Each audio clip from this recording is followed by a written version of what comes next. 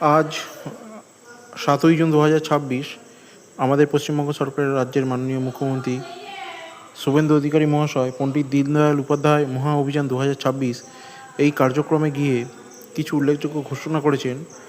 তার মধ্যে সবচেয়ে বড় উল্লেখযোগ্য হচ্ছে ডিএ নিয়ে ঘোষণা, বকেয়া ডিএ, এবং যে এরিয়ার যেটি সুপ্রিম কোর্টের অর্ডার অনুযায়ী বাকি আছে সেটা সমস্ত অবসরপ্রাপ্ত কর্মচারী এবং যারা বর্তমান চাকরিজীবী তাদের প্রত্যেকের ক্ষেত্রেই বাকি আছে। এক্ষেত্রে কয়েকটি কথা উল্লেখ করেন। তার মধ্যে একটি হলো যে আমাদের মাননীয় মুখ্যমন্ত্রী বলেছেন যে সরকারের প্রধান চালিকা শক্তি কিন্তু সরকারি কর্মচারীরা, তাদের পাওনার দিকটা তিনি অবশ্যই ভেবে দেখবেন এবং সরকারের যে সমস্ত প্রকল্প তারা যে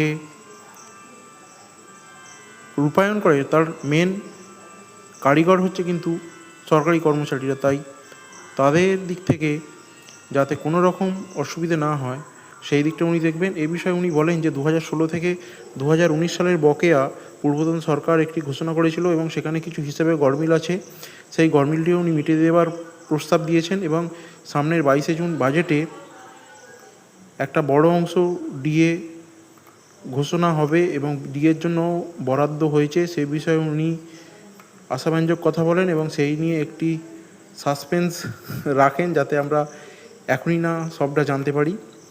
এবং এটিও বলেন যে 2008 থেকে 2019 সালের মধ্যে যে বকেয়াটা, অর্থাৎ পূর্বপ্রধান পে কমিশনের যে বকেয়াটা, তার যে এরিয়াটা সেটা কিন্তু ধীরে ধীরে সকল কর্মচারী এবং পেনশনভোগীদের কিন্তু আস্তে আস্তে মিটিয়ে দেওয়া হবে এবং পে কমিশনও খুব শীঘ্রই ঘোষণা করা হবে। আরেকটি কথা ঘোষণা করেন যে সম্প্রতি সরকারের কিছু নির্দেশ বেরিয়েছে, যেমন স্কুল টিচারদের টিউশন বন্ধ বা ধরুন ফেস রিকগনিশন, এগুলো ক্ষেত্রে তিনি বলেন যে সরকারের যেমন কিছু কর্মচারী আছে পজিটিভও আছে নেগেটিভও আছে। নেগেটিভ কর্মচারীদের যারা আছেন তাদের থেকে ইনপুটটা বা আউটপুটটা একটু কম পাওয়া যায়, তাদেরকে যাতে ট্র্যাকে আনা যায় সে ব্যাপারেও উনি বলেন। তো চলুন শুনে নেওয়া যাবে যে ডিএ বিষয়ে আজকে কি ঘোষণা করেছেন।